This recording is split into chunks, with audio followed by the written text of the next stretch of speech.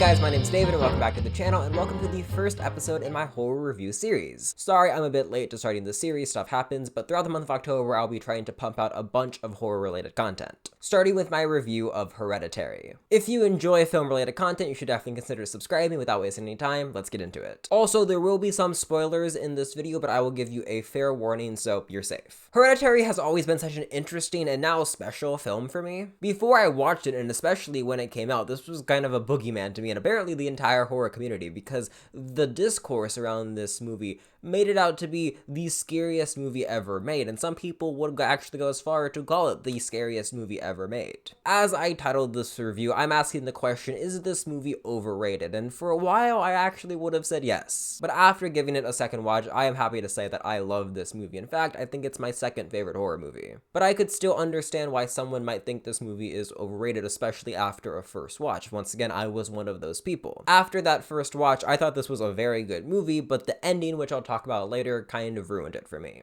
But before we get into that, allow me to gush about everything this movie does so well. From the get-go, the cinematography is insane. Just look at this shot. It starts off as a miniature and transitions into the actual house. Absolutely beautiful stuff, and the movie has barely begun. Also, the framing of the shots are great, and it really helps build tension. It's these still, usually close-up, lingering shots. And that's just one of the many examples of how this movie uses smart horror. There's obviously some just straight-up terrifying classic horror in this movie, but a lot of the horror comes from stuff like the cinematography and the dialogue. She wanted me to be a boy. With all of the acolytes this movie has when you talk about its horror, it's actually not your usual horror watching experience. Like, you're not hiding behind the pillow that much. It's just non-stop uncomfortable moments that aren't jump scaring you, they're just uncomfortable, and that's kind of worse. In a good way, of course. One of the best examples of this is when Annie goes to a grief support meeting. In this scene, we learn about her tragic past, and the way she nonchalantly says all of this makes it even more terrifying. Next, we're going to talk about that scene, and if you've seen the movie, you know what I'm talking about, but if you haven't, you can skip to this time code. So Charlie, the main little girl of the film, has a peanut allergy, and she's at a party with her brother Peter, and she has a slice of chocolate cake that, wait for it,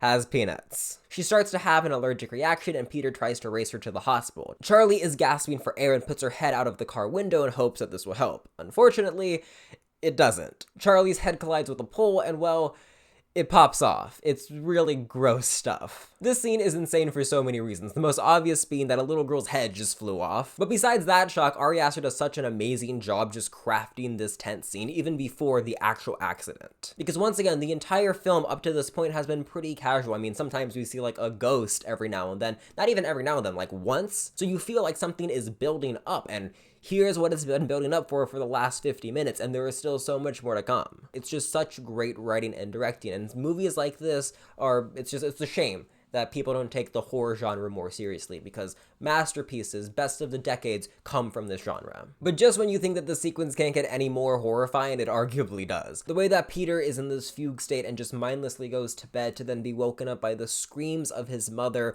after she finds the headless corpse of her daughter is some really dark stuff.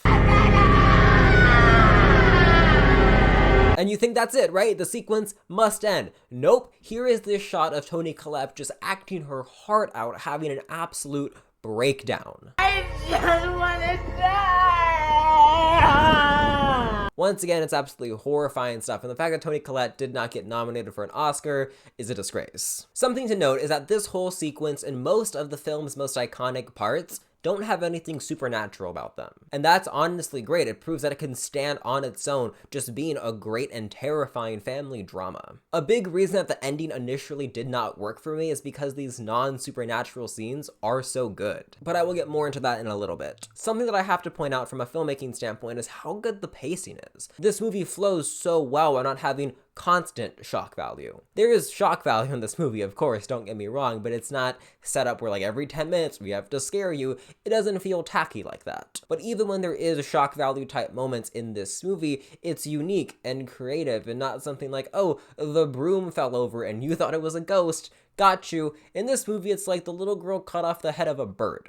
Because she can. But overall, this movie just flows so well for so many reasons, and most of those reasons track back to just the pure filmmaking ability on display in this film, ranging from the acting, the cinematography, the writing. It all keeps you so engaged without ever coming across as tacky, because it's not. Long story short, Ari Aster is good at what he does. The next iconic scene that we have to talk about is the dinner scene, and I truly don't have any commentary on this scene. It speaks for itself. All of the actors here are doing a remarkable job. Even the dad, who isn't doing much, but he's still playing his character so well here. It's such a great scene and just a great example of what this film does so well. Now let's get into the ending of this movie and why I no longer believe that it hurts this film. Don't worry, there will still be no spoilers. So at a certain point, the film does take a turn into the paranormal side of horror. When I first watched this movie, this shift felt so abrupt. There was sprinkles of it here and there, and rewatching it, I can definitely see how methodically planned out the whole thing was, but after the first watch, it did feel pretty abrupt. Because for the last 100 or so minutes, we just had this great family drama with sprinkles of